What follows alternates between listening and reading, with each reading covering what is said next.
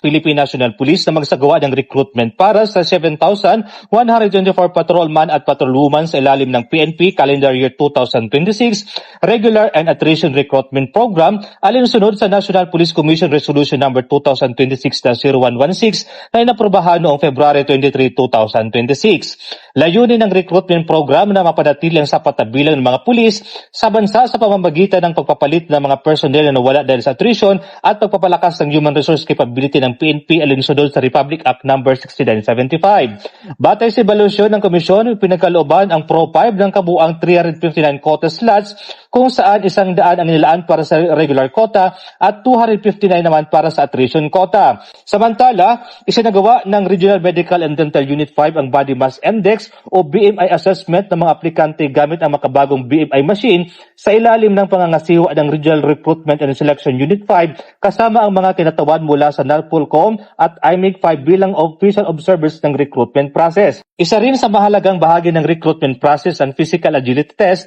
na sumusukat sa endurance, lakas, bilis at pangkalatang physical fitness ng mga aplikante. Sa nasabing pagsusulit, ginamit ang Gopher counting tool para sa push-up at sit-ups event habang RFID equipment naman ang ginamit sa 3 kilometeran upang matiyak ang mas mabilis at mas accurate na resulta. Sa sinagawang neural examination para sa patrolman at patrolwoman applicants sa Legazpi Convention Center, Barangay Cruzada, Legazpi City, nagsilbing observers ang NAPOLCOM Regional Office 5 sa pangunguna ni Acting Regional Director Lailani P. Vizina na kinatawanan ni Atty. Magdalena Borbe Malyari kasama ang iba pang key official. Ipinaliwanag ni Atty. Borbe Malyari ang mahalagang papel ng NAPOLCOM sa recruitment process at ang pagkakaiba ng regular quota at attrition quota. Ang role ng NAPOLCOM sa recruitment ng PNP is that we play as a supervisory and oversight functions.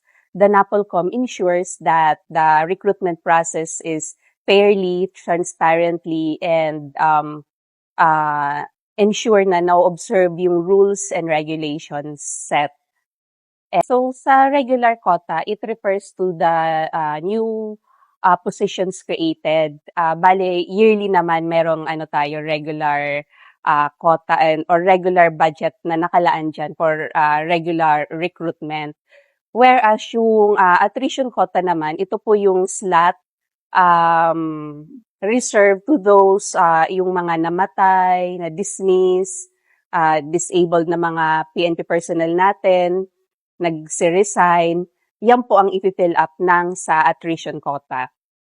Ayon kay Police Captain Jeric C. Manalili, Chief ng Neuropsychiatric Section, layunin ng neuro examination na masukat ang emosyonal at intellectual capacity ng mga aplikante upang matukoy kung sila ay akma sa police service. Ang basic purpose po itong psychiatric and psychological examination ay upang malaman natin at ma-assess yung intellectual and emotional capacity ng mga applicants natin, kung fit po ba sila sa strenuous activity at saka police service, kung mag-fit yung kanilang personal attributes, mental attributes, emotional attributes sa police service. Umabot sa 20 aplikante mula sa regular quota at 518 aplikante mula sa attrition quota ang sumailalim sa naturang pagsusuri bilang bahagi ng patuloy na recruitment process ng PNP.